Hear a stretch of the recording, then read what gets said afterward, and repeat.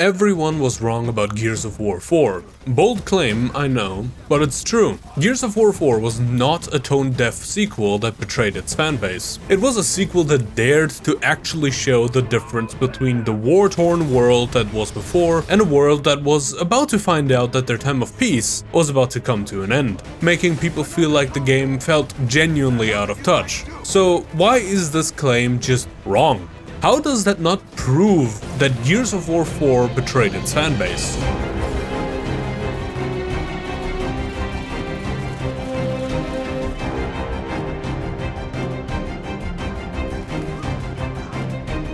With Gears' judgment being met with widespread criticism, Microsoft was a bit more apprehensive this time around. So much so that there was next to no information of Gears 4 prior to the E3 showcase in 2015, aside from the odd job listing and very guarded wording that only mentioned the future of Gears. This E3 reveal was meant to be a bombastic first look at the newest entry in the series to quickly generate a massive amount of hype. The showcase started off by announcing the remaster of the original Gears of War, and then quickly went on to a gameplay section of JD and Kate heading towards Fort Reval, chasing a Pouncer and looking at the totally randomized and totally always different wind flares.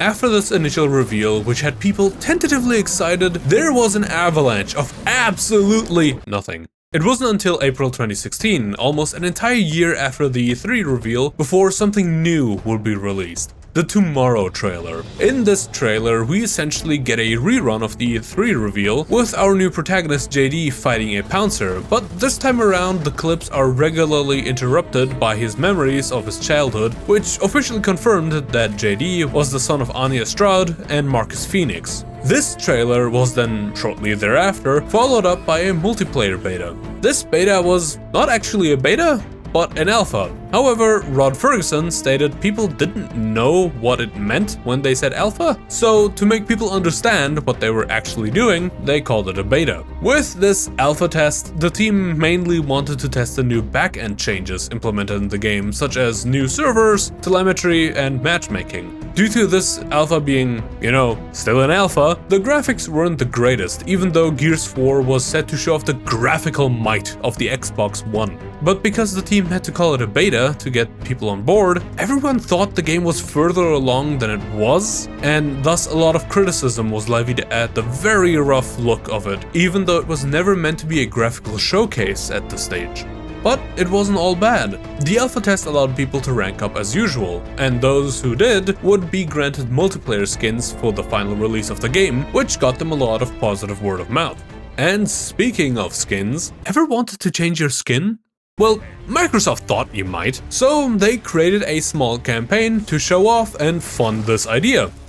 Tattoos! This small campaign was led by a trailer called Gears Inc. In this trailer, people were invited to send in their favorite Gears of War moments from the past, and tattoo artist Steve Soto, I'm sorry if I mispronounced that, would make you a custom tattoo of your choosing, as long as it was related to Gears of War, of course.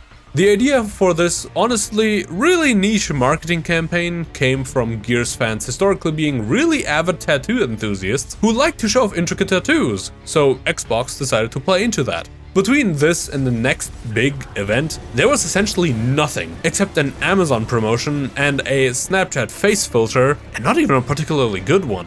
Aside from that, you also had your run-of-the-mill energy drink and chips promos that gave you skins and whatever. But if you look at the marketing so far, and compared to the marketing for all of the 3 original games, it is quite barren in terms of things they did, and there isn't a lot more coming either. The next big thing that actually addressed the demographic that would usually be interested in video games was a hands-on session for Horde 3.0 at PAX, alongside a tournament called First to 50 with a name that could not be more self-explanatory if they tried, and the final real marketing thingy that is of any note was the promotion during the Formula Drift finale at Irwindale Speedway in 2016, in which Matt Field drove a car with massive Gears of War 4 decals on it. However, he wasn't the only one. Any and all of the other drivers could also apply a decal on their car, and the highest placing racers with the decal on their car would be gifted an Xbox One S and 2.5K didgeridoos. What a racing event would do to get eyes on Gears of War is beyond me, as I doubt there was much overlap with the general gaming audience. On the opposite end was the launch celebration livestream, in which a little bit of gameplay was shown off alongside a giveaway that would award 90 people with the Gears of War 4 Ultimate Edition, allowing them to play a few days early. So if you look at this marketing run, there's a lot less here than any of the past releases. Hell, if you look at my previous Gears video, please look at it, there was so much going on in every stage of the game's creation that this, by comparison, feels like a joke. There was so little there, in fact, that I was genuinely confused whether I was just bad at finding information or if there was actually just this little done for the game, and I'm still somewhat unsure about that. So if there was actually more, put it in the comments, because what the hell happened? Well, as mentioned before, Gears of War Judgment was such a disastrous launch that Microsoft became scared of investing too much money into a project that may not give them a proper return of investment beyond just the development of the game itself.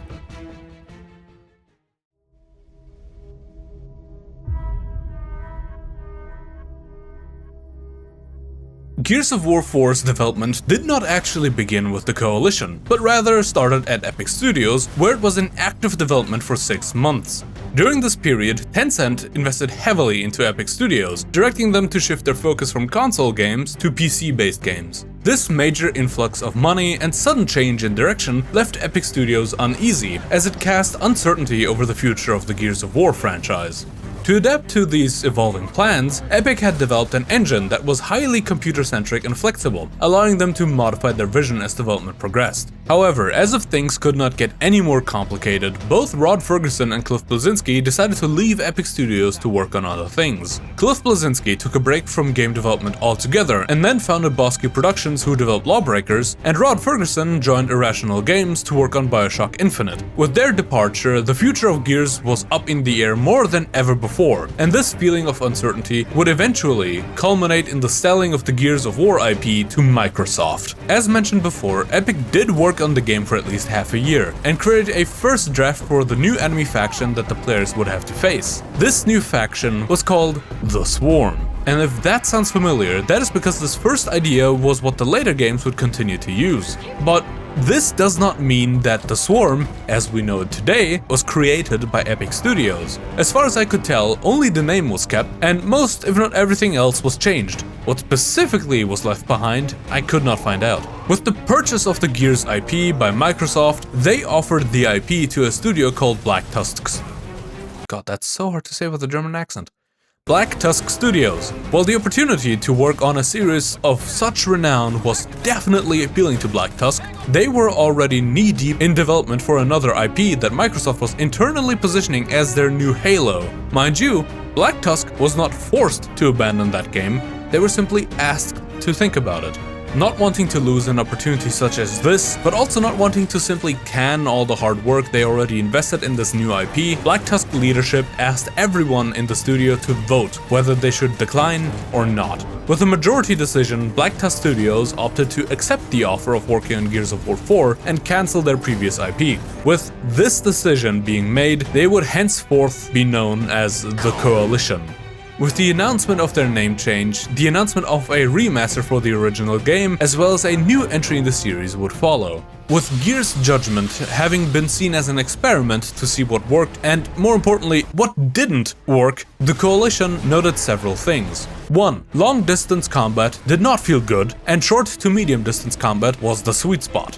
2. There were certain pillars of the experience that they needed to identify and focus on, such as how characters spoke and how they acted in a world that, to them, had always been at war. These pillars, amongst others, were to be used as jumping off points to double down on or create foils for.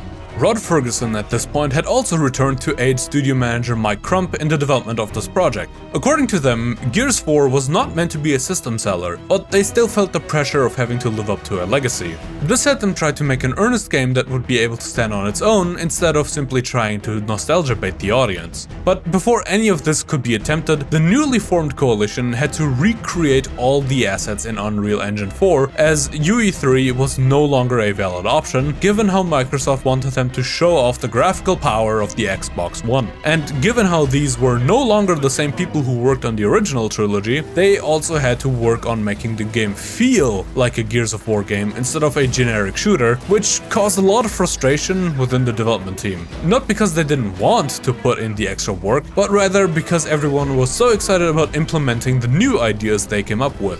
One of these ideas was implementing SGX, a software that would automatically map characters' facial movements to the dialogue they were given. So, you know, automated lip flapping. According to an interview, the team had decided early on that macro transactions, with an A, were going to be part of the game, including, but not limited to, loot boxes, remember those pests, which were divided up into PvE and PvE only skins, separately sold character and weapon skins, maps, and a season pass. I wonder if they thought this would give people a sense of pride and accomplishment. Yet another thing the team wanted to do was to keep the player base together by reducing the amount of playlists and get more PvP players on board, and, if possible, competitive PvP players specifically. Creative director Chuck Osieja, I'm very sorry if I fucked that up, talked about how a big hurdle to getting more players into their multiplayer modes was that casual players from different shooters always complained about how much more difficult the PvP in any given game was compared to the PvE, and would not participate in the PvP because of that. In order to make the transition between the movement of PvE enemies and PvP enemies smoother, the Swarm Juvie was designed to mimic pro player movements so people would get used to the frantic movements of players in multiplayer. I won't go further into the PvP side of development because that part is usually not that interesting, and my birds have been chirping non-stop and I'm really fucking mad right now. A major change in the development process was the fact that, unlike the old games, which never set up a full story and wrote it as they went along, even going so far as to retcon previous details to make the story make sense. If you want to know more about that, check out my Gears of War 3 video. This newly planned trilogy had been fully written so that the team always knew where they would start from and where they would end up at. Kinda ironic given how the new story ended up being left unfinished. In an interview, Rod Ferguson claimed that to give their fans a new experience, one must betray them, but not to the degree that they feel like they are entirely disconnected from what is in front of them. Using that mentality, they came up with several ideas for the new game. One idea was to entirely redefine Marcus with a new look into his backstory, which would have retconned all of the original trilogy. Another idea was to set this new game either in a different timeline or a different planet, but as this would have disconnected the player with everything that had previously been established in Gears, this idea was thrown out. Yet another idea was to do prequels set during the Pendulum Wars, but as that would have meant a severe lack of human versus monster action, the team decided against it. And in my opinion, the funniest idea that the team tossed out was setting the new game during the beginning of the Locust War, because it would have forced them to tell a story with a predefined ending. And I mean, if you take a look at what the Coalition is doing now, I mean, it sounds like telling a story with a predefined ending seems to be the way to go. An interesting observation that the team made is that with Gears of War Judgment having had a different protagonist and not being connected to Marcus Phoenix whatsoever, the team mandated that the story had to connect to Marcus in some way, shape or form, as otherwise the game's reception would suffer. How they came to that conclusion is entirely beyond me, but who knows. With this new mandate in mind, they had one idea they decided to go with in the end. Have the games focus on Marcus's daughter, or Anya. Now, I can hear you say, but neither of those are in the game. And that is true. After coming up with the idea, they realized that Gears had a sense of masculinity to it, and not having a male protagonist would take some of that away. Again, if you look at what they did later, that is kind of funny. As Anya was at most a supporting character, she fell through as the new protagonist, so they went ahead with the protagonist being JD Phoenix. While writing the story of this entry, the team took inspiration from comics such as Batman and Old Man Logan. They wanted the feel of Gears of War 4 to be gritty, but not dry. funny, but not comedic. This was most reflected in the character dialogue, where there was a clear disconnect between the new, young cast and the older cast. With JD, Kate and Del, who have never experienced even a single war, we have a group that is moving through life with a laissez-faire attitude and the associated quips that come from such a life. And on the other hand, we have the old guard, with mainly Marcus and Minister Jin, who look at everything with a more critical eye due to their past in the Pendulum and Locust Wars. To bring this vision of the characters to life, they needed to find the right voice actors to embody them. But getting the right voice actors was a bit of an issue. For Kate Diaz alone, the team was sent around 120 submissions in which they had to hone in more and more on the tone they wanted Kate to have, and eventually reached out to Laura Bailey, as the team wanted her to audition as well, even though she had previously already voiced a character in Ram's Shadow. Past the auditioning process for the new lineup of main characters, they found that the bigger issue was the voice actor chemistry. Not because the voice actors didn't like each other, but rather because they liked each other too much, and would try to make each other laugh so much in between takes that it would disrupt the process. The VAs even had to be stopped due to the amount of disruptions caused by their shenanigans. Additionally, in that interview, Rod Ferguson claimed that nowadays, people wanted things to be a bit more complex, and not as clear-cut as good versus evil, like in the original trilogy. People wanted more gray areas, less heroes versus monsters. This was shown mainly in how the weird robot lady is trying to figure out what happened to the abducted humans, and is thus trying to go after our protagonists, whom she suspects are behind the kidnappings. Seriously, what the fuck is that design though? And speaking of designs, lead campaign designer Matt Searcy explained that the team began by considering the specific roles each enemy should play. For example, the Pouncer was created to force players out of cover, making them more vulnerable to attacks and encouraging cooperation with your buddies. Similarly, the Juvies were designed to help players get accustomed to PvP combat, while also replacing classic fodder enemies like the Wretches. The designers couldn't stray too far from familiar territory though, they needed to cover the basics as well. So their updated version of classic enemies had to be distinct in how they fulfilled their roles, even if that main difference was in their animations. The team also had a major claim that I call bullshit on, which is them saying that the wind flares in the campaign would happen at random and would always be different. Yeah, no, they are scripted as hell. I don't even know why they said these would be randomized, like come on man. In the end, with the help of Rod Ferguson, who was known for striving to deliver on time, the game released without any delays, much to the surprise of Microslop CEO Satya Nadella, who was so surprised that he called for celebrations. So that was the story of how the game was made. Let's talk about the story of the game itself.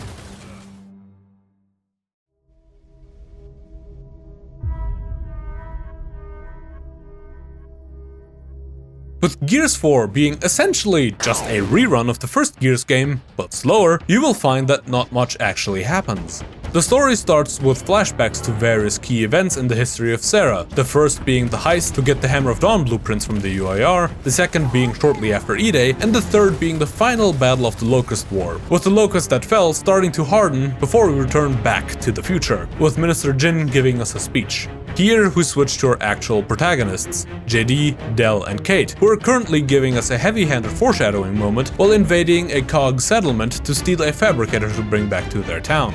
Sadly, as with all heists, something goes wrong, and they have to deal with the robot police force protecting this area, in the end even having to face Minister Jin via the dumbest looking proxy robot ever designed, before swiftly escaping back to their small village and repelling yet another COG incursion. Out of nowhere, things go bump in the night and start abducting villagers with alarming ease, alongside Kate's mother, but not without giving our trio a hand. Trying to rescue Kate's mom, our team is off to find someone who can help them with this task.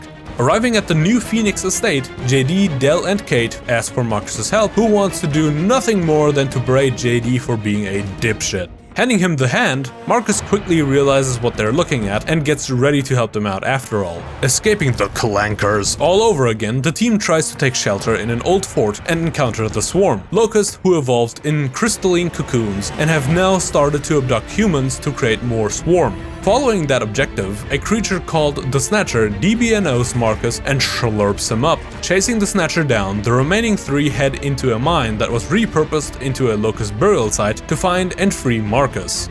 Doing exactly only that, Marcus reveals that the swarm is a hive mind and that Kate's mother is being held somewhere else because unlike every other human, there seems to be something special about her. She is not like the other girls. Fighting their way back up to the top, they start following Marcus's lead to track down Kate's mom with the help of Baird and the former main character of the series, Uncle Cole.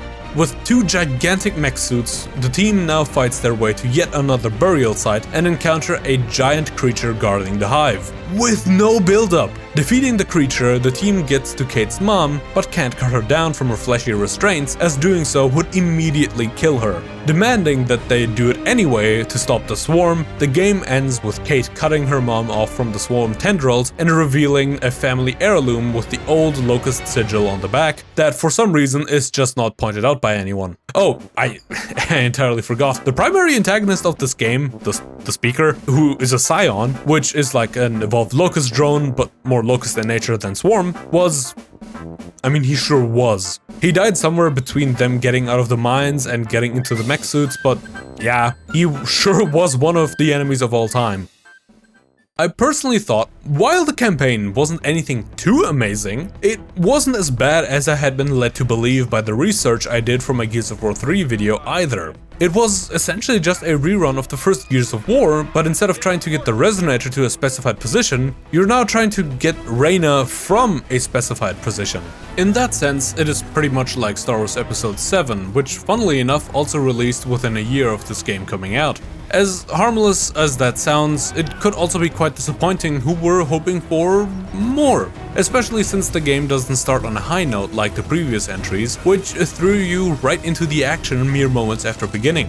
In Gears 4, the first few acts are slow and serve more to help the player get accustomed to this brave new world and its brave new cast of characters. Starting with a slow build-up unfortunately comes with major issues regarding expectations for encounters. Since it had been at least 25 years since the last of the locusts roamed the planet in the games, and the creative director wanted this to be the dawn of the Swarm War and the larger conflict that had been brewing in secret, it wouldn't just suddenly escalate within a few days of the enemy getting things going. Even Emergence Day was brewing for years. However, because the idea that this would be the beginning of the war wasn't communicated in any meaningful way by their marketing, people were understandably disappointed when they found out that their main antagonists for the first 2 acts, at least, were robots. Robots that weren't even particularly interesting in their looks. Again, the fucking proxy design, what is that?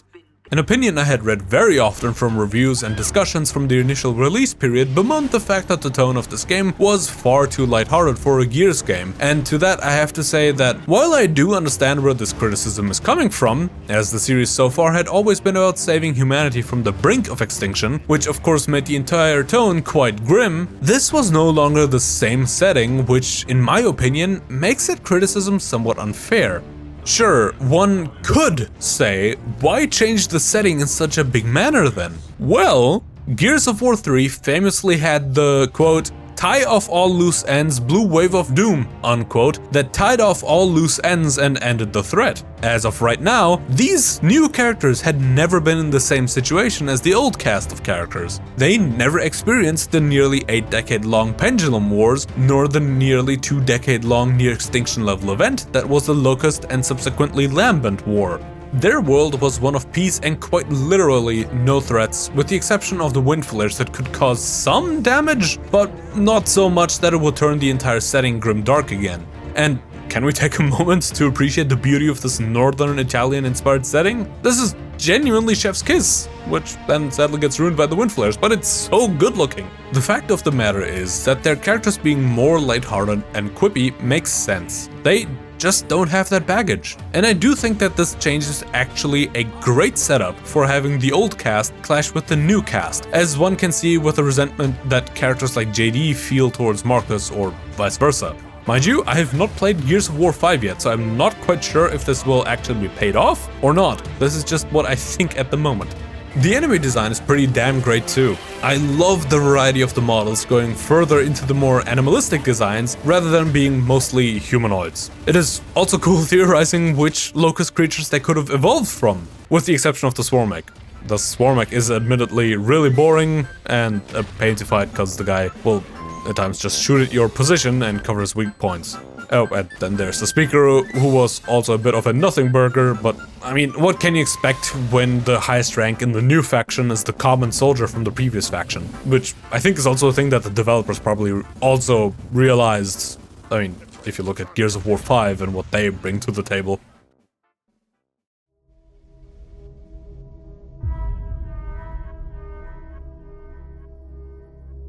Gears of War 4 released to approximately 617,000 sales in its launch week and is estimated to have reached around 4 million lifetime sales. I say estimated because it was around this time that Microsoft stopped publicizing their sales numbers. Critical reviews were generally favorable. Good, but not great. Many critics noted that the game did not tread any new ground, instead focusing on updating what was already there. A major pain point was the campaign, which was often described as just bland enough to be noticeable. Wow!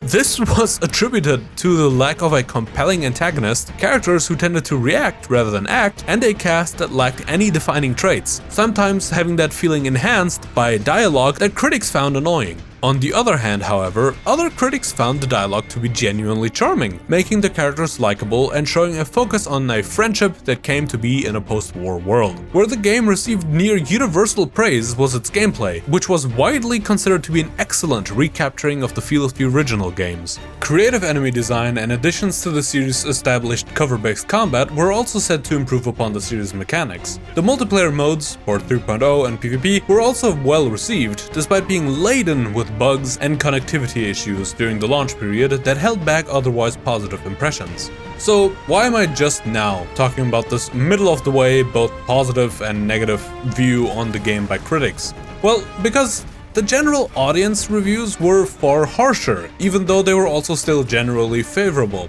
According to the average user, Gears of War 4 relied too much on nostalgia to get the person to buy the game instead of creating a truly new story, even if the new campaign offered a good external look at the COG and why one would oppose them even after the war.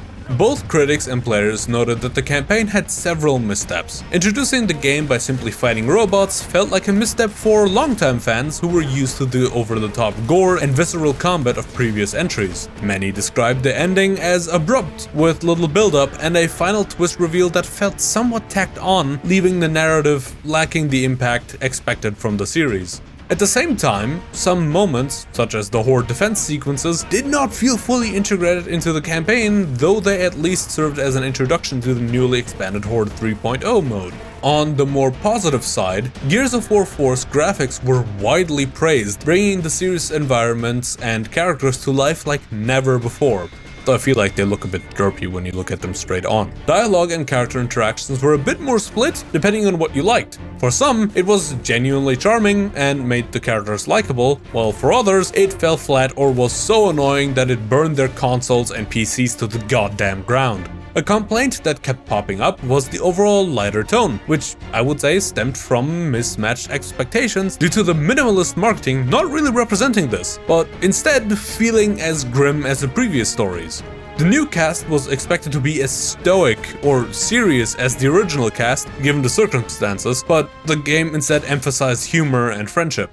In my opinion, the lashing that Gears of War 4 received feels unwarranted, as the events of the game marked the first in 2.5 decades in universe that a threat even remotely close to dangerous has emerged. People living in a world without any extinction level threats, aside from the occasional freak weather events, would naturally be more lighthearted, with little to fear beyond the actions of their own governments. In the end, to me, it is very obvious that the harsh criticisms leveled at Gears of War 4 stemmed from vastly different expectations that Microsoft isn't entirely without fault for. This wasn't a tone-deaf sequel that betrayed its fans. It merely tried to explore a world after nearly a century of war, a world that for the first time lived in relative peace, unless you count the threat of being blown away or being electrocuted. With the introduction of the new cast, Gears of War 4 is able to have a more nuanced tone that, alongside the excellently recaptured gameplay feel of the originals, was able to mostly pay its respect to its roots.